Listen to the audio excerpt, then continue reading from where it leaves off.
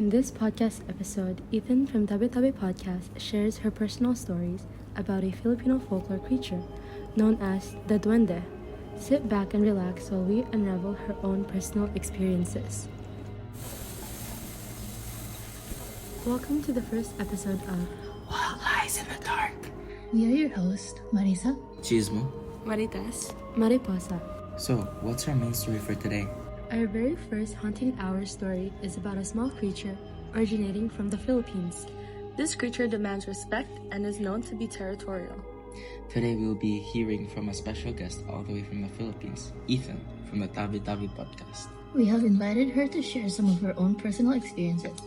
While sharing, she briefly talked about a mythical Filipino folklore creature called the Duwende. Before we start, let's talk about her podcast and YouTube name, Tabi Tabi Podcast. According to our research and what we know, the podcast name took inspiration from the word tabi tabi, which means excuse me in English. It's a saying used in the Philippines to let the unknown beings know that we will be passing by their territory or their homes. Oh, that's really interesting. I didn't know that. With all that said, let's welcome Ethan from Tabi Tabi Podcast. Yeah, so could you please tell us a bit about yourself? In the digital world, I'm mostly known as Ethan. I am a female. I live in the Philippines for my entire life. I'm 30 years old. I am a graduate of AB Broadcasting in Bicol University. Yeah, I live in Bicol. I've been here most of my life, traveled a little bit here and there in the Philippines, and I've always just loved stories, basically. I just really love them, and I grew up with parents and grandparents who told me about some aswang stories here and there, momo stories here and there. So yeah. We found Ethan while searching for a podcast on Spotify and YouTube to listen and learn more about Filipino folklore. Her content is packed with information which made it easier to understand all the different creatures they have in Filipino culture. While listening, our group decided to send her an email asking if she would be willing to be a guest on our podcast. Now, let us listen to her story. Okay, so a little bit of a background. I do tarot readings. I do stuff like... For those who do not know what tarot reading is, it is a practice where a person uses a deck of cards to gain insight or guidance. The cards are shuffled and laid out, with each card representing different themes or situations. It's often used for self-reflection, personal growth, or exploring various aspects of life, like relationship or career. Many people may think that tarot reading is about predicting the future. But no, tarot cards can help you consider potential future based on your current path and then make a decision. How the situation is going for you and how, I don't know, how people just follow cards when they need guidance towards it. Maybe it's something that can help them cope with what they're feeling right now, because as they said, it helps you make big decisions. Yeah, and it can be scary because it's like what if you end up with bad cards saying that you'll have a bad fate? Isn't that kind of and it dooms you with that basically. Yeah. That's basically telling you this will happen. You know. Speaking of which, there's a movie on tarot reading thingy. There's I think it came out last year, and it's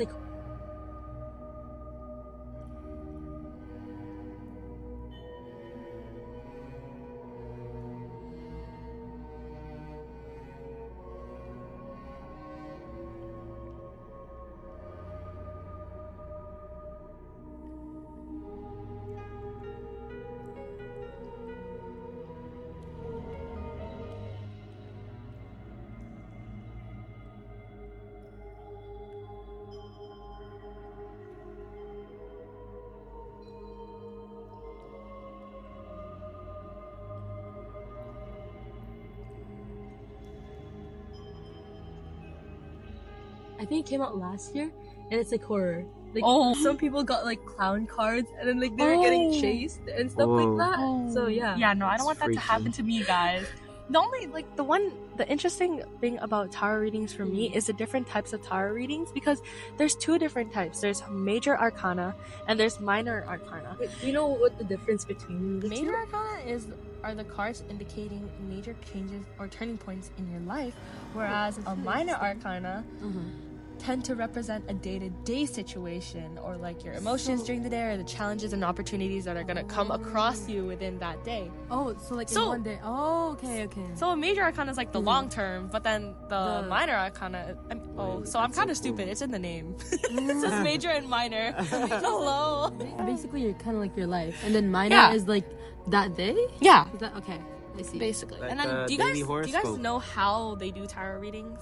Don't they like just shuffle the cards, you know? Yeah, and then like lay out and then three. they lay it out, and No, then like so they make the people like take it. So apparently they'll shuffle the cards, and then they'll draw the cards. They'll tell like the person that they're doing the tarot reading on like what the card means, and then they'll say how it applies in their situation. Oh, so basically it's just random cards. Yeah. And it's like then randomized. It's like a normal deck of cards. Wait, so basically they kind of keep like whatever they find, they kind of take that as like the cards that are faded towards that person, and then just reads it for them. Kind of. And I have a question. So you know how they lay out like 3 different cards, right? Or more, right? Or how many ever? Is it that they added up like an equation, or is it like every individual thing is like, you know, like is it individual? Like if you get this card, it means you're gonna get happiness and whatever. But then if you get this card with the other card, so I think you it get depends on the something. card. So like for the major arcana, is it the major arcana?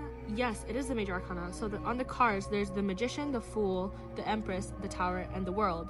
And each of those cards have a different meaning. And then somehow the tarot reader will like tell you how it applies in your life. But then did you know that there are also different ways that the tarot reader picks the cards? Oh. There's a Celtic cross, the 3-card spread, and a 1-card pull. So 3-card spread and the 1-card pull are kind of self-explanatory. The 1-card pull is like when you get to pick any card you want, and then 3-card is like they'll have the 3 cards in front of you, and then you get to pick out of the 3 cards. And then Celtic cross consists of 10 cards, and then each of those 10 cards will reflect how you, the person that's getting the tarot reading, how your situation, challenges, past influences, future outcomes, and advice are gonna like affect you.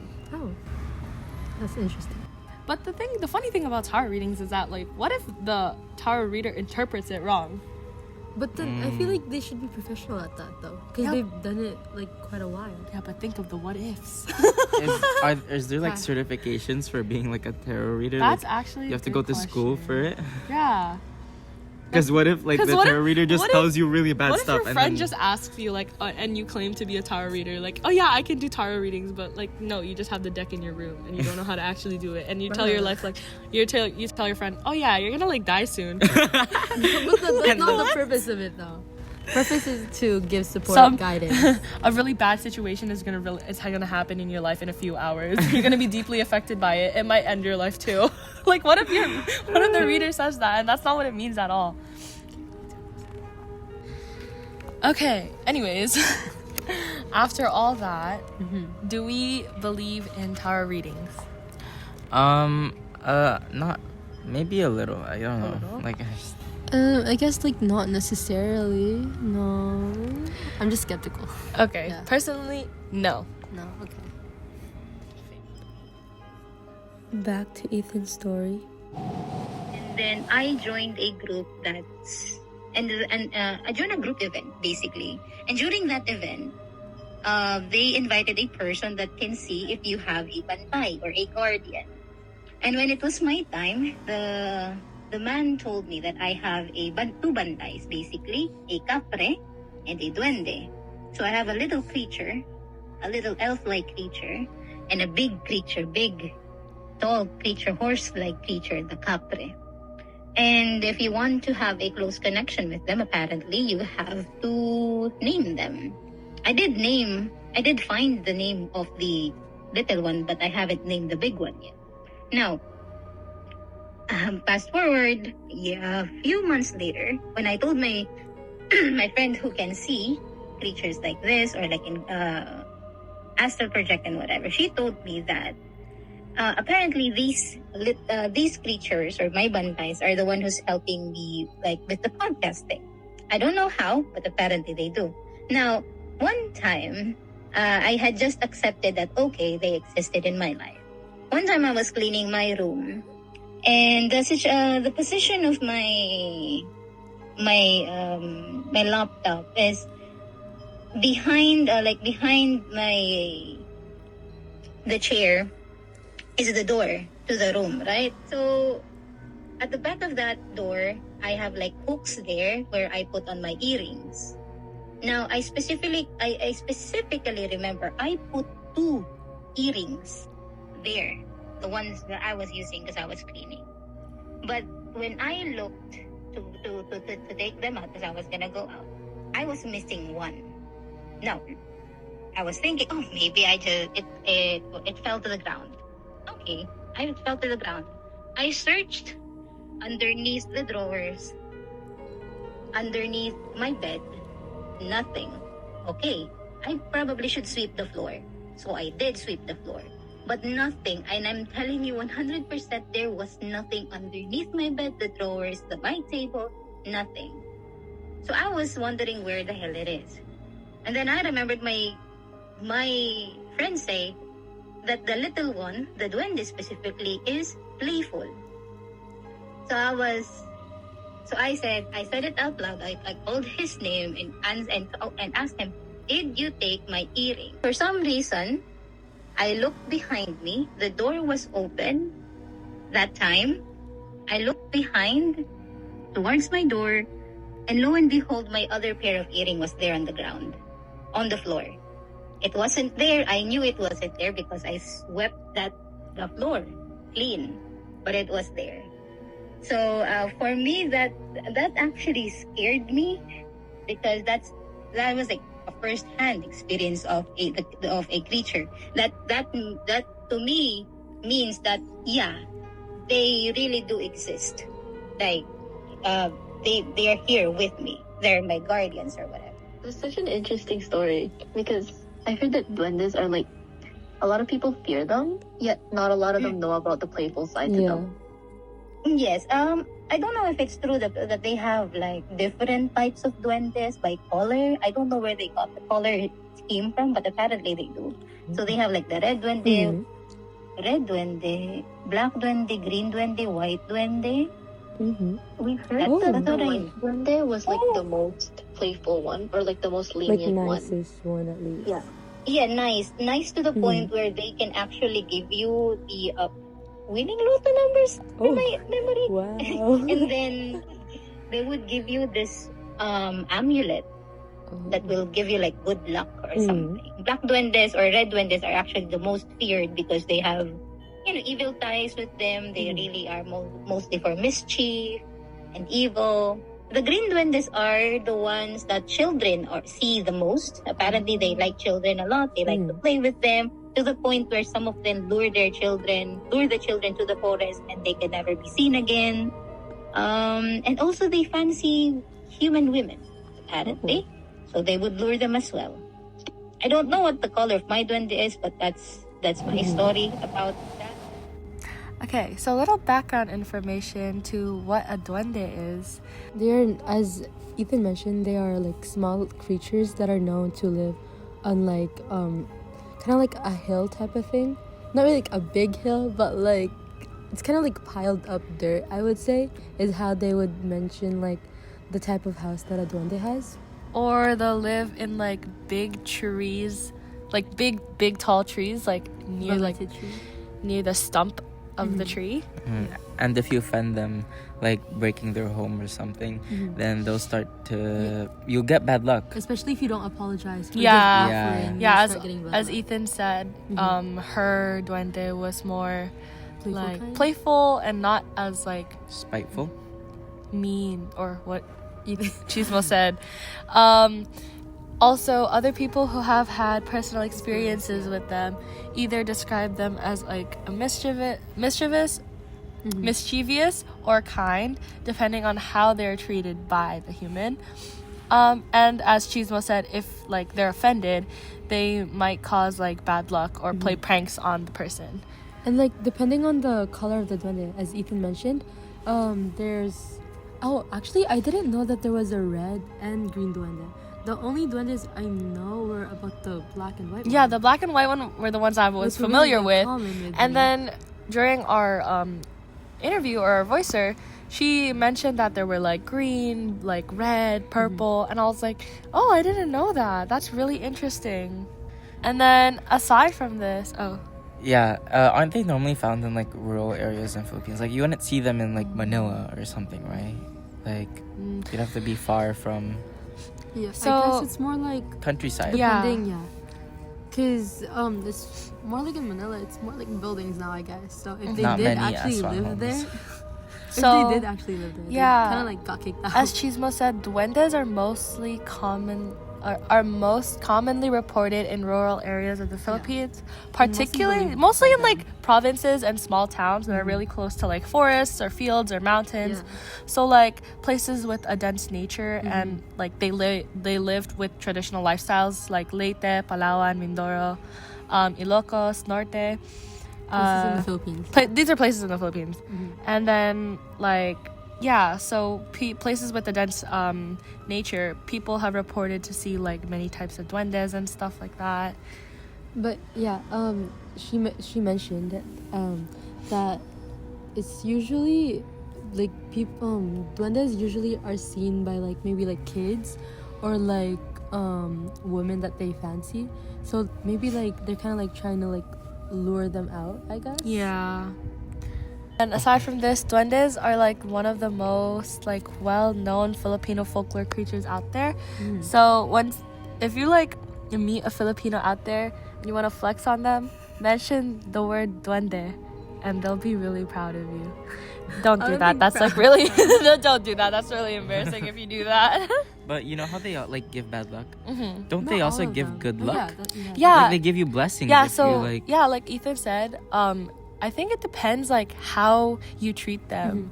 But so like I mean, we always have to keep in mind that if they give you something, of course they expect something in return. Yeah. So I actually have a funny story. It's not funny. It's like I don't know why I said funny. I actually have a personal experience with duende. So at my I would love to share. In my house in the Philippines, we have a duende, and we have a good one. Like I have a question. Yeah. As Ethan said, is it like playful, or like has it like interacted, or do you just like see it? No, the thing is, it's a really really nice one. And like it gave us the blessing of starting a business. Yeah. So like my lolo, which is my grandpa on my dad's side of the family, he has a duende at his house, so he was able to start a restaurant. Hey, if you're from Cavite, guys, like pull up to what's it called, Chef John's. Yup, give me some business while we're at it. Anyways, so they started a business and it's kind of thriving right now. So they have like a duende at their house, right? So when we found out it was a good duende, we decided to like build a little like cottage for it, or a little house. So like if you walk around the whole like our property in the Philippines, you'll see at like the corner there's gonna be like a little, I don't want to be mean, but it's like a little dog house for like the duende, and the duende lives there, and then we give it like food every single time, and every time we like give it something, it gives us something in return. But like, okay, every time you do that, does like the thing that you have to give back, does it get bigger every time, or like it doesn't matter? Honestly, I don't even know, because like it could be like small and it could be big. Like one of the biggest things was starting the business and the business booming and thriving. I have a question. So you know how you give it, like, do you give it food to the duende or something? Like, yeah, so like we gave it a house, and then we give like food sometimes, like to it. Like we just put it in the house and we leave it for them. Does it disappear? Like, what happens to the food? Honestly, I don't know, because I'm not the one giving the food. It's like one of the helpers at our house that give out the food for the duende. So I don't really hear the story about like what happens to that actual food. All I know is that when we give the duende something, it gives us something in return. Well, yeah, with all that said, just remember, like, whatever you like encounter in life, I guess, like, don't just take everything for Not like don't take anything for granted. Just know know that. Inspirational. There's probably gonna be something that you have to like do in return. You know what I mean? Yeah. So if you don't want to get caught up in that kind of mess, like maybe in the Philippines, like don't mess with the little homes. Yeah. They're little homes, because they're gonna come for you. So basically, just respect nature, respect Mother Nature, because you don't know who lives there, guys. Yeah.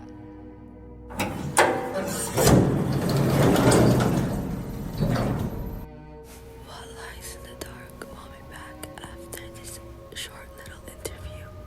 Hi, excuse me. Can we interview you for a podcast? Sure. Our topic is folklore. So what we'd like to ask is that, was there any like stories from like your grandmother that was passed on to you? So no, the only thing that comes to mind right now is, do you know the thing that they say when it's early in the morning and someone knocks at your door like 3 times? Yeah. They said not to answer not to open the door and not answer the door, and it even said who is there. Just stay quiet. I see. Because they said it's bad element.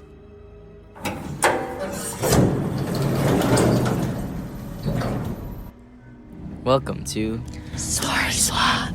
Today we're gonna be comparing and contrasting the Duwende from the Philippines and the Nise from Norwegian folklore.